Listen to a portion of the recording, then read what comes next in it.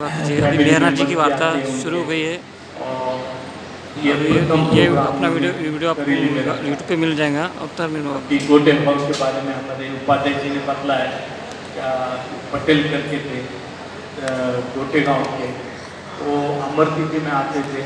तो मैंने भी उनको बतलाया कि अमर तिथि में वो डांस करते थे, सॉन्ग्स के ऊपर हमेशा डांस करते थे। अभी वो नहीं रहे। सागर के सूबेदार परिवार के लोग जो खेर फैमिली के नाना खेर थे, उनके परिवार के थे सूबेदार और उनकी मिसेस। रिटायरमेंट के बाद वो लोग मेराबाद आके स्थायिक हो गए। तो वो सेंटर भी चलाते थे सागर में। फिर हम देखते जबलपुर के काफ़ी बाबा प्रेमी हैं, पुराने बाबा प्रेमी भी है। उसके अंदर रजनीकांत उपाध्याय जी, वो करीब 25 दिन 71 में हमारा एक ग्रुप गया था हमीरपुर को। पुकार जी थे, केशव बाबू थे, उसके बाद रजनीकांत उपाध्याय जी, आरती राव, जगन मास्टर, खोरशेद ईरानी, मातृदत्त शास्त्री उनकी लड़की बैठी है।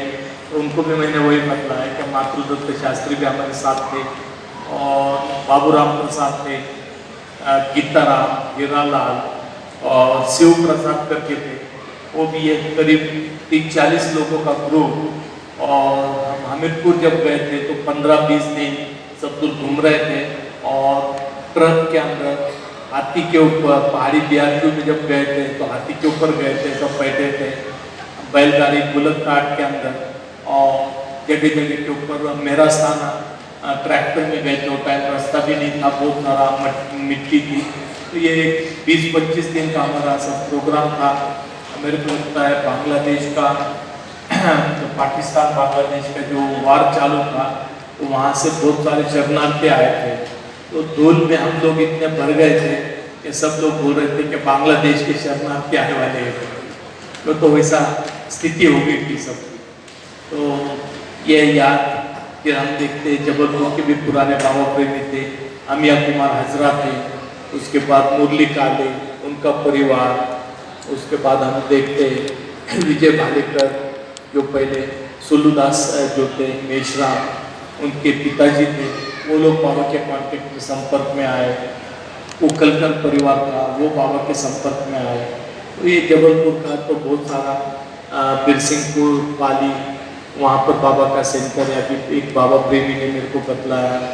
इसके बाद शिवपुरी के अंदर है कुछ बाबा का।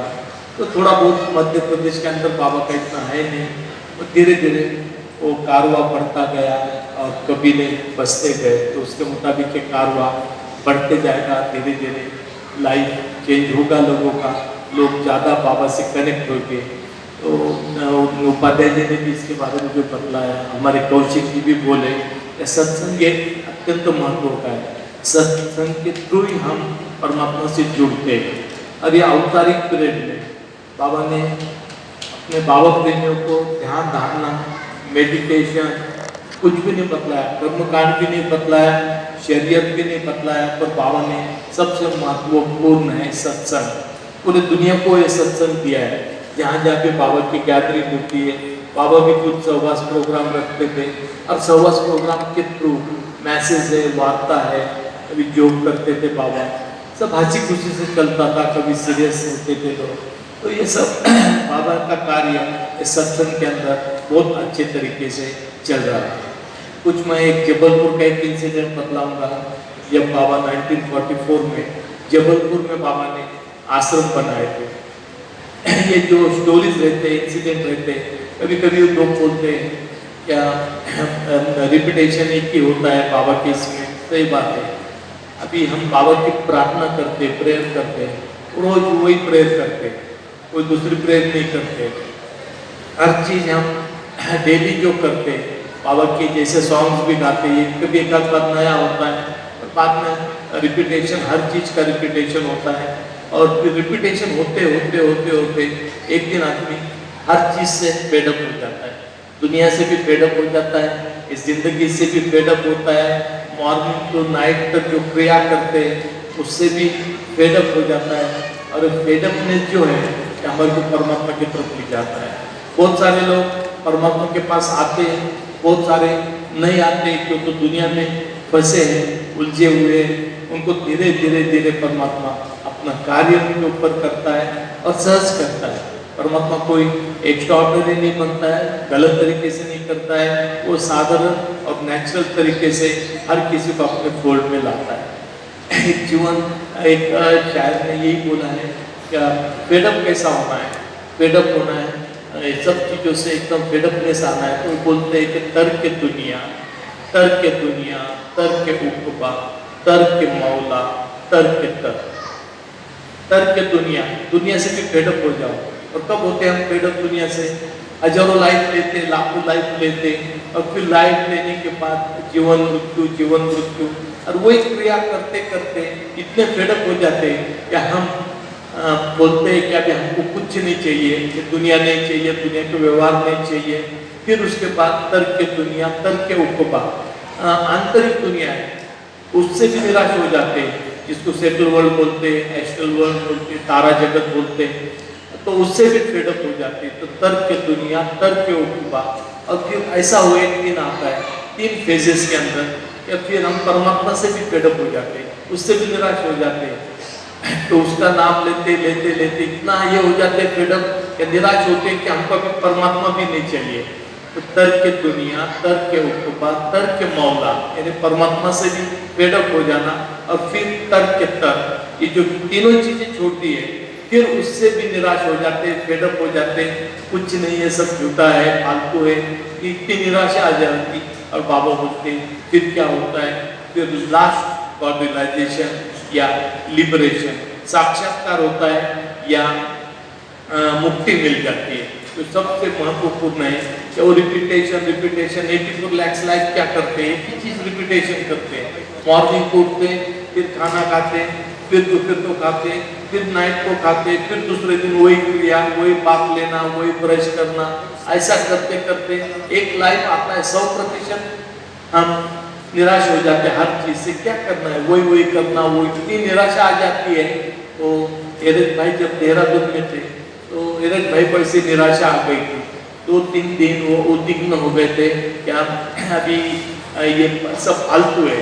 तो बाबा के पास बैठते थे, बाबा कुछ पूछते थे तो आंसर भी देते नहीं थे, उत्तर भी देते नहीं थे। तो बाबा ने क्या बोले, क्या तेरे को मराठी में बोलते कंटाला आ गया। तो बाबा ने पूछे कंटाला आ गया तेरे को? तो एरज ने उसके बाद भी कुछ नहीं बोले। तो बाबा बोले, तेरे 3 दिन के बाद बाबा ने बोले तेरे कंटाले से क्या होता है? कंटाला का कंटाला आना चाहिए, कंटाला का कंटाला आना चाहिए। जब सब कुछ कंटाला आ जाता है, वही क्रिया, वही प्रोग्राम, वही लोग, वो या धीरे धीरे लाइफ टुगेदर जब होता है, आदमी 100% फेडअप हो जाता है, और फिर उसको कुछ नहीं चाहिए, उसको एक ही परमात्मा चाहिए, और फिर वो उसका दामन पकड़ता है। फिर उसको कोई छुड़ा नहीं सकता, ना फैमिली मेंबर छुड़ा सकती, घर के लोग छुड़ा सकते हैं, ना रिलेटिव छुड़ा सकते हैं, ना जाति के लोग, ना धर्म के लोग, फिर वो पक्का बन जाता है। तो हम लोग ऐसा करते करते करते बहुत लाइफ टुगेदर आए होंगे, लाइफ डेथ वही क्रिया करते करते हम सब फेडअप हो गए, और निराशा आने के बाद हम मेहर बाबा के पास आ गए, और अब इतने मजबूत बन गए कि हमको अभी कोई हिला नहीं सकता है। चाहे दुनिया में कितना भी बोले, फिर भी हम बाबा को छोड़ नहीं सकते। उनका दामन इतना मजबूती से पकड़े हैं कि हमारे को अभी किसी चीज का, किसी की भी परवाह नहीं है, और किसी का भी हमारे को ये नहीं है, डर नहीं। हम पक्के बाबा लवर बन गए हैं। जैसे तुकाराम बोलते हैं कि तब पाहिजे जातीचा हा एड्या गबळ्याचं काम नहीं, आलतू फालतू आदमी नहीं टिक सकता है। यहाँ जाति का यानी बहुत पक्का, और जो पक्का है वही मेरे बाबा के पास टिक सकता है। तो ये उनका दामन पकड़ना है। तो दामन के बारे में बाबा ने एक स्टोरी बताए वाले, क्या एक बादशाह थे, और वो बादशाह ने एक बार मूड में रहते थे, धुन सवार होती है बादशाह लोगों को, राजा महाराजों को भी होती थी पुराने जमाने में। तो उन्होंने अपना कैपिटल के अंदर बहुत सारा सोना, धन दौलत, चांदी, कॉइन, सिक्के, सब कुछ बाहर निकाल के रख दिया, और अनाउंस कर दिया प्रजा को कि सब आ जाना, और जिसको जो चाहिए आज मैं मना नहीं करूँगा, जिसको हाथ लगाओगे जो चीज़ को वो तुम्हारी हो जाएगी।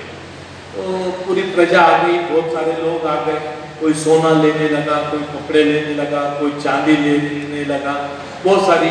और राजा ने, बादशाह ने ये तो वचन दिया था कि जिसको भी हाथ लगाओगे वो चीज़ तुम्हारी हो जाएगी। तो एक सुंदर लड़की आई, ब्यूटी लड़की आई, और वो जब आने के बाद उसने बादशाह के नज़दीक खड़ी हुई और बादशाह का हाथ पकड़ लिया। बादशाह का हाथ पकड़ने के बाद सबको आश्चर्य हुआ कि इसने बादशाह का हाथ क्यों पकड़ी। तो बादशाह ने बोला, जब इसने मेरा दामन पकड़ा है, अभी आप लोगों को तो सोना मिला, वेल्थ मिली, सिल्वर मिला, चांदी मिली, सब कुछ मिला, और इसने तो मेरा हाथ पकड़ा, तो इसको तो पूरा कैपिटल इसका हो गया, पूरा कायनात इसकी हो गई, जो भी मेरे अंदर में है। तो हम मेहर बाबा का दामन पकड़ेंगे, हम दामन इसका नहीं पकड़ेंगे धन दौलत का, पैसों का, कपड़ों का, दुनियादारी का। हम छोटी छोटी चीज़ों के पीछे दौड़ते हैं, जो सबका सोर्स है, हाईएस्ट ऑफ द हाई मालिक है, सब कायनात उसका क्रिएशन है, तो उसका दामन पकड़ना। जब उसका दामन पकड़ेंगे तो एक जिंदगी बदल जाएगी, एक लाइफ बदल जाएगा, फिर किसी का दामन पकड़ने की जरूरत नहीं है। तो मेहर बाबा का दामन मजबूती से और पक्का पकड़ा लेंगे। हमारे कौशिक जी ने अच्छा बतलाया गॉड स्पीक के बारे में बहुत सारा क्या हु एम आई, और फिर लास्ट वो बोलते क्या आई एम गॉड, आत्मा परमात्मा में ये हो जाता है। तो एक उत्सुकता, उन्होंने एक क्वेश्चन पूछा, उन्होंने बोला, परमात्मा से बोला कि तू कौन है। तो परमात्मा बोलता है कि अपने खुद को दे। उसने कहा परमात्मा से कि तू कौन है। उसने कहा अपने खुद को दे, तू भाई खुद ही पर्दा है अपने खुद का, खुद को मिटा के खुद को दे। तो अपने आप को मिटाना है, अपने पर्दे खत्म करना है, और जब अपने पर्दे खत्म हो जाएंगे तो क्या हो जाएगा, हम ही परमात्मा है, हम ही ईश्वर है, हम ही गॉड है। तो अपनी खुद ही मिटाना है, दूसरा कुछ नहीं करना है। फना के बगैर बका नहीं मिलता, खुद ही मिटता है बिना खुदा नहीं मिलता। फना के बगैर बका नहीं मिलता, खुद ही मिटा है बिना खुदा नहीं मिलता।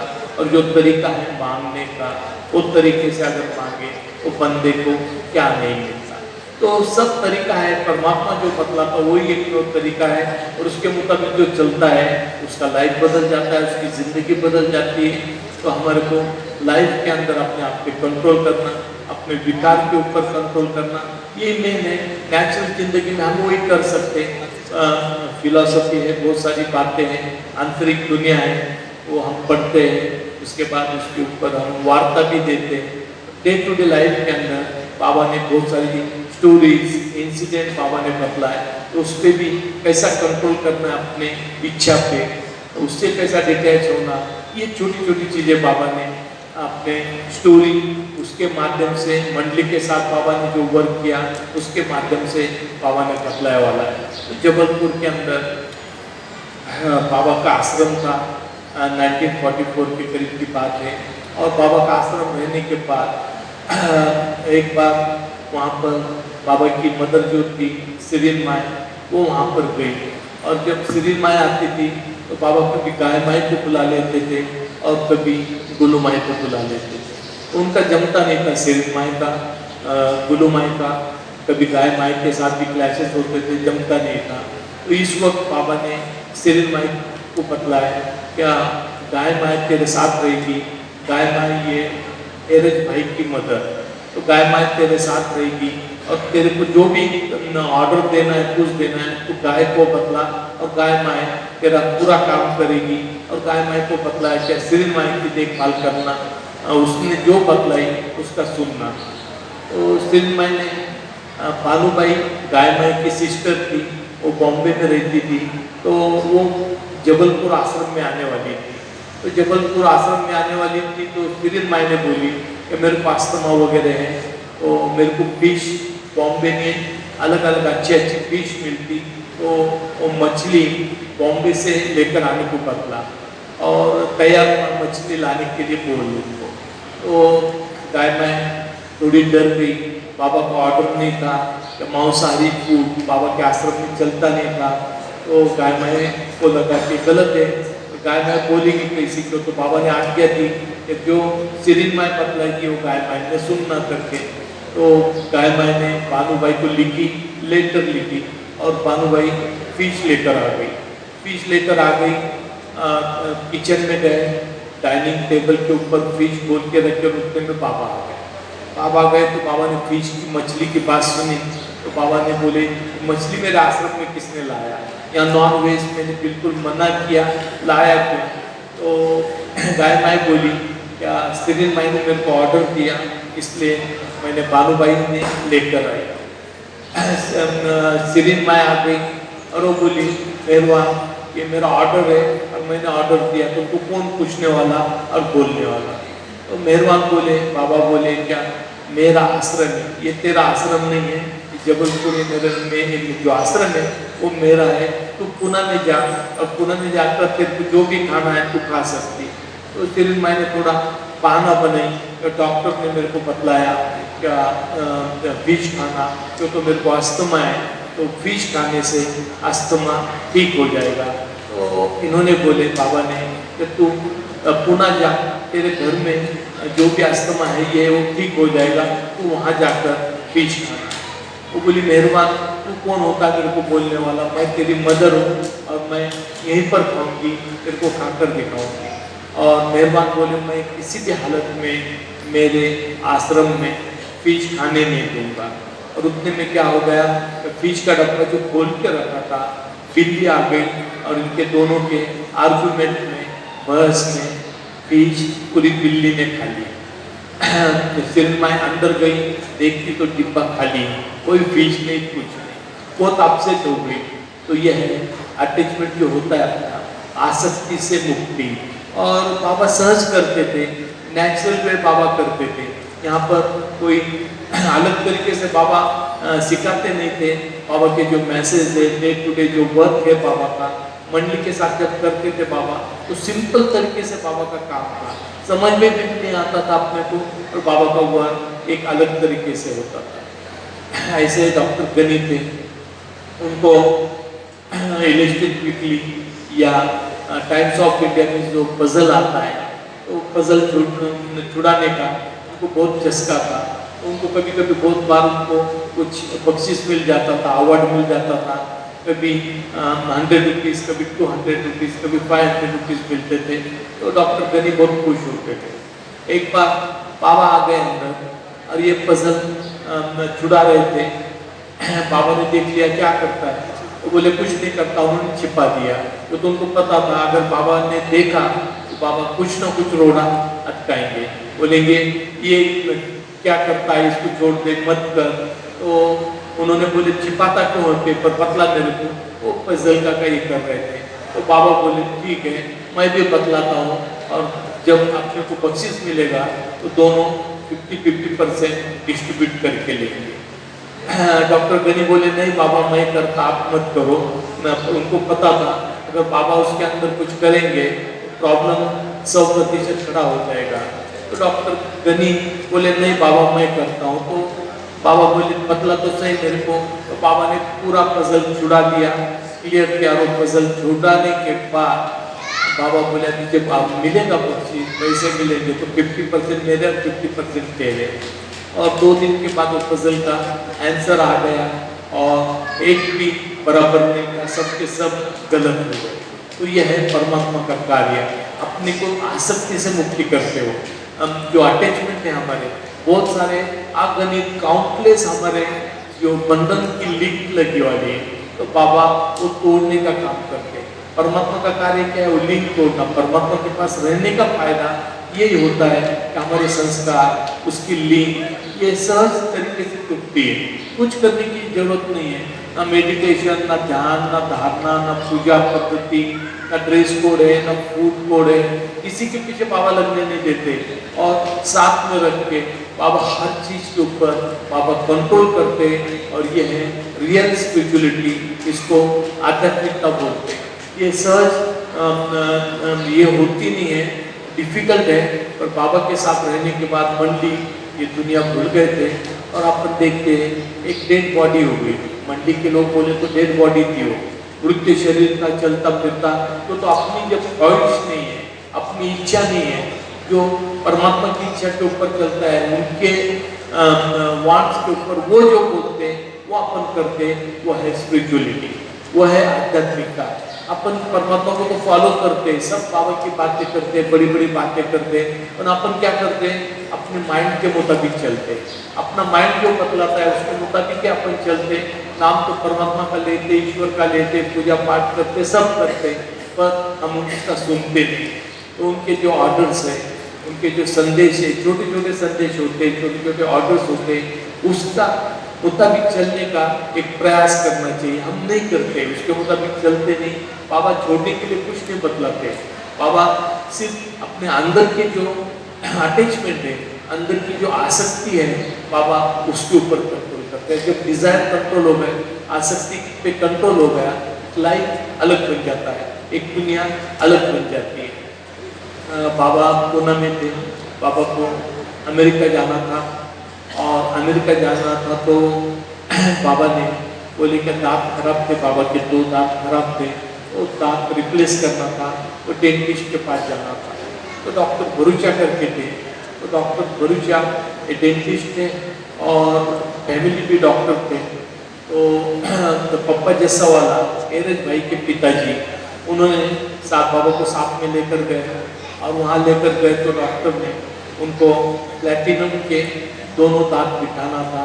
तो प्लैटिनम के दोनों दांत बिठाने के 650 रुपये बतलाए, 650 बतलाए। और उन्होंने बाबा को 4 दिन के बाद बुलाया कि मैं दांत तैयार रखता हूँ और आपको वो दांत ये कर देंगे, फिक्स कर देंगे।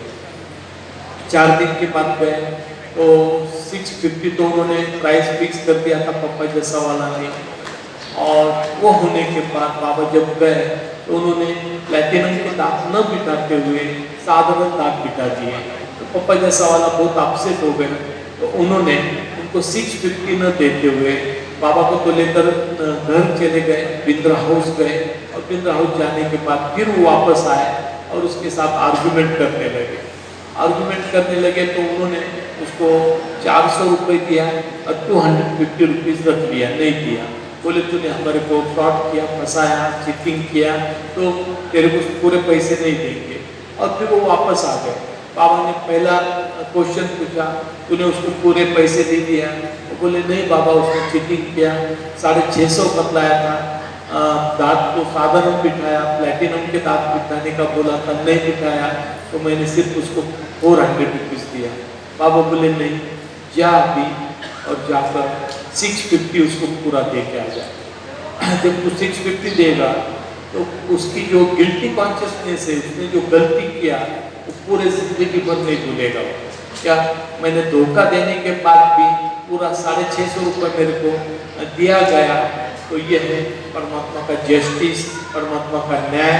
और फिर वहाँ जाने के बाद तो 250 रुपये जो बचे थे, वो 250 रुपये पप्पा जैसा वाला ने डॉक्टर भरूचा करके जोरश के लिए डॉक्टर थे, उनको दिया गया। तो ये है परमात्मा का न्याय। तो इसमें क्या होता है, जब पूरा पैसा मिल गया, उनके माइंड के अंदर वो हमेशा रहेगा up to end of their life. उनके लाइफ के एंड तक वो सोचेंगे कि इतना मैंने धोखा देने के बाद, उनको पता चलने के बाद भी मेरे को 650 रुपये दिया गया। तो ये है परमात्मा का न्याय, जिसको हम डिवाइन न्याय बोलते हैं, दैवी कायदा बोलते हैं। ऐसा ही बाबा देहरादून में थे, और देहरादून में रहने के बाद एक बाबा लोवर थे, नज़दीक के थे। तो एक शख्स ने उनसे बाबा 5000 रुपये ये किया, 5000 रुपीज़ जो था वो लिया उनसे, और उनको बतलाया कि मैं एक महीने के बाद वो 5000 रुपीज़ ला कर दूँगा। तो वो शख्स को बाबा के ऊपर फेथ था, और उसको एक पता था कि बाबा लोवर कभी फ्रॉड नहीं करते, कभी फंसाते नहीं, पक्के रहते बाबा प्रेमी। तो उसने कुछ राइटिंग में लिया नहीं, कुछ न करते हुए 5000 रुपये उसको दे दिया। 5000 रुपये देने के बाद 1 महीने के बाद वो मांगने के लिए गया, उसने डिनाई कर दिया। वो बोला मैंने कभी तेरे पैसे लिए ही नहीं, तू झूठ बोलता है। तो उसने वो राइटिंग में भी लिया नहीं था। फिर बोलता है राइटिंग में है तेरे पास कोई लेटर है? वो बोला नहीं, बाबा प्रेम नहीं करके मैंने तेरे ऊपर पूरा विश्वास रखा। तो वो बोला मैंने तो लिया नहीं, तू झूठ बोलता। तो फिर वो शख्स बाबा के पास आया, बाबा देहरादून में थे तो बाबा के पास आया। बाबा के पास आने के बाद उसने बाबा को बतला ये पर्सन ने मेरे को ऐसा ऐसा फंसा दिया। तो बाबा ने उसको बुलाया, उससे पूछा, उसने डिनाई किया कि बाबा मैंने लिया नहीं, झूठ बोल रहा है। तो बाबा बोले ठीक है, झूठ बोल रहा है। तो बाबा ने उसको बोले कि तूने जो पैसे दिया था तूने कहाँ दिया था? वो बोला एक आम का पेड़ था, वो पेड़ के नीचे मैंने पैसे 5,000 रुपये दिया था। बाबा बोले अभी ऐसा कर, क्या मैं बोलता हूँ तू जा और वो आम के पेड़ को विटनेस करके, साक्षीदार करके आम के पेड़ को लेकर आ। तो बोला बाबा पेड़ कैसा आएगा, पेड़ तो चलता फिरता नहीं। बाबा बोलते मेरी आज्ञा है, तेरे को आज्ञा पालन करना पड़ेगा। तो गया, चला गया आम के पेड़ को लाने के लिए, जो पेड़ के नीचे पैसे दिए गए थे। वो जाने के बाद क्या हुआ, आधा घंटा 1 घंटा वो पर्सन आ रहा है, आया नहीं। तो बाबा ये शख्स को 5-5 मिनट में बाहर भेजते थे, क्या देख कर आओ क्यों नहीं आया, क्यों नहीं आया। फिर 15-20 बार जब ये शख्स को बाहर भेजा और वो फिर वापस आता था, फिर बाहर भेजता था। तो उसको त्रास आ गया इतना, 15-20 बार बाहर जाना फिर आना। तो उसके जबान से निकल गया क्या बाबा वो आम का पेड़ बहुत दूर है, 6-7 किलोमीटर है, यहाँ से 8 किलोमीटर है, उसको आने को टाइम लगेगा। बाबा बोले साक्षीदार विटनेस मिल गया, विटनेस मिल गया। और फिर बाबा ने उसको बोले सच बतला दी, तूने तो बतला दिया कि तुम आम के पेड़ के नीचे तूने 5,000 एक्सेप्ट किया था, तूने एक्सेप्ट कर लिया कि आम का पेड़ बहुत दूर है और उसको आने को और आधा 1 घंटा लग जाएगा। वो शख्स आया, बहुत थक के आ गया और बाबा को बोलता है बाबा आम का पेड़ को बहुत सारा मैंने रिक्वेस्ट किया, विनंती किया, पर आम का पेड़ को जाने के लिए तैयार नहीं। बाबा बोले तू जब वहाँ चला गया था उसके पहले आम का पेड़ यहाँ पर आ गया, और इससे पूछा आम का पेड़ आया था क्या? नहीं। वो बोला आम का पेड़ आ गया था। और बाबा ने बोले वो जब पेड़ आ गया था तो पेड़ ने क्या बतलाया? तो इसने तो कबूल कर दिया कि पेड़ के नीचे मैंने 5,000 रुपये दिया था और मैं आज इसके 5,000 दे दूँगा। तो यह है परमात्मा का डिवाइन लॉ और जस्टिस का। परमात्मा जो न्याय करता है उसका न्याय करने का एक तरीका एक अलग होता है। और फिर कितना भी आदमी झूठ बोलता है तो बाबा बराबर उसको पकड़ते थे, 100% बाबा पकड़ते थे। एक वर्ल्ड बाबा का दुनिया, और ये सब सहज होता था। इसको हम एक्सपीरियंस भी नहीं बोलते, इसको अपन मिरेकल्स भी नहीं बोलते, चमत्कार भी नहीं बोलते, विजन भी नहीं बोलते। पर बाबा के पास जब रहते थे मंडली के member, day to day life के अंदर ये चीज़ें चलती थी। एक अलग दुनिया थी, एक अलग लाइफ था। परमात्मा के पास रहना यानी अपने बुद्धि का, अपने माइंड का यूज नहीं करना है, उसके आगे जो परमात्मा बोलता है और ये है बाबा को फॉलो करना, बाबा की आज्ञा पालन करना, वो जैसे मतलब कि वैसा चलने का प्रयास करना। और ये प्रयास करते करते तब हम परमात्मा के हो जाएंगे कि हमको खुद को भी पता नहीं चलेगा। तो यह है आध्यात्मिकता। अभी हम देख रहे हैं बाबा 1923 में 1923 4 मई को बाबा मेहराबाद आए। बाबा मेहराबाद आए थे, उसको 100 साल पूरे हो रहे। मेहराबाद में एक प्रोग्राम रखा है 100 years कंप्लीट का। तो 4 और 5 मई को बाबा का प्रोग्राम वहाँ पर मेहराबाद में होगा। 2 दिन का प्रोग्राम होगा। कुछ सेंटर्स लिमिटेड तो इतना बड़ा परसेंटेज कर नहीं सकते, तो करीब 1000 के करीब लोग आएंगे और वो प्रोग्राम होगा। तो उसके बारे में भी मैं थोड़ा बाबा का जो वर्क है, बाबा का जो कार्य है पुणे के अंदर है, और पुणे से फिर बाबा मंजिल में गए और मंजिल में से फिर बाबा मेहराबाद कैसे आए उसके बारे में मैं बतलाता हूँ। गुलुमाई जो थी, कई खुशरू खान बहादुर, कई खुशरू ईरानी, ये लोग इनके फादर ईरान से आए थे। ईरान से आने के बाद ये लोग अहमदनगर में, जब बाबा का कुछ भी पता नहीं था, तो ये लोग अहमदनगर के अंदर पारसी आज्ञारी है, वो आज्ञारी में एक धर्मशाला है, वो धर्मशाला में आदि की रानी, उनका परिवार, सरोज के जो फादर थे उनका भी नाम का एक खुशरू था, सरोज का एक खुशरू ईरानी। तो वो ऐसे 4 परिवार धर्मशाला में, अज्ञारी की धर्मशाला में रहते थे। गुलुमाई ने इनको बोला अपने पति को, क्या यहाँ पर धर्मशाला में रहने के बाद लेडीज है, सब पब्लिक प्लेस होता है, बाहर के लोग आते हैं, गेस्ट आते हैं, तो मेरे रहने के लिए बहुत मुश्किल होता है, तो आप मेरे लिए कुछ मकान बना दो, कंस्ट्रक्शन कर दो। तो फिर सरोज मंजिल करके सिटी के अंदर एक मकान बनाया गया, 2 स्टोरेज मकान था, ग्राउंड फ्लोर था, फर्स्ट फ्लोर और सेकंड फ्लोर, ऐसा 2-3 स्टोरेज वो मकान बनाया गया। उसका नाम सरोज मंजिल रखा। वो टाइम को अहमदनगर में 250 जरूरियत फैमिली रहते थे, 250 जो अज्ञारी साइड थी उसको पारसिया कुंड यानी फारसी लोगों की कॉलोनी बोलते थे, तो पारसिया कुंड बोलते थे उसको। अज्ञारी आज भी वहाँ पर है। सरोज मंजिल डिमोलिश हो गई, तो वहाँ पर ये लोग रहते थे। फिर सरोज मंजिल बन गई। सरोज मंजिल बनने के बाद गुलुमाई ये बहुत धार्मिक वृत्ति की थी, रिलीजियस थी, धार्मिक वृत्ति की थी। हर लोग सेंट लोग, वली लोग, पीर लोग ये गुलुमाई के घर आते थे और गुलुमाई उनको खाना देती थी, उनका सब कुछ अरेंजमेंट करती थी। गुलुमाई का जब डेथ हो गया उसके बाद उनके जो ट्रंक थे, तो ट्रंक के अंदर करीब 6-7 ट्रंक भर के उन्होंने रखे थे। किसी ने उनको पत्थर दिया था कपड़े में बांध कर, वो मस्त वो वली जो भी होता है उसका नाम लिखना। कोई बीड़ी पीता था, कोई सिगरेट पीता था, कोई पेपर जमा करता था, तो सब पूरा पैक करके उनके नाम से ट्रंक के अंदर रखती थी।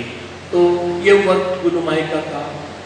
फिर हम देखते बाबा गिलोरी शाह, ये जो थे ये 6th ट्रेन के थे, 6वीं भूमिका पे। आप 6वीं भूमिका में या देव परमात्मा को हर जगह देखते, परमात्मा के सिवा कुछ नहीं। तो एक गिलोरी शाह ये उनके हकीम भी थे, डॉक्टर भी थे और आयुर्वेदिक वैद्य भी थे। तो आयुर्वेद का भी काम करते थे और हकीम का भी काम करते थे।